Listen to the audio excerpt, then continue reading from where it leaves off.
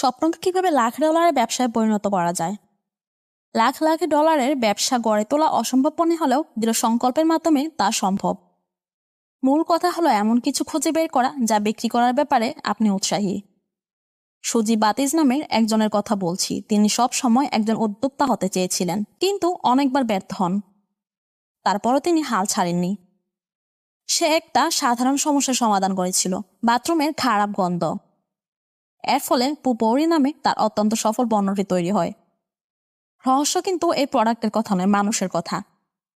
অন্যদের সমস্যার সমাধান করার দিকে মনোযোগ দিন। আপনাকে ব্যক্তিগতভাবে অসুবিধা করে এমন কিছু দিয়ে শুরু করুন।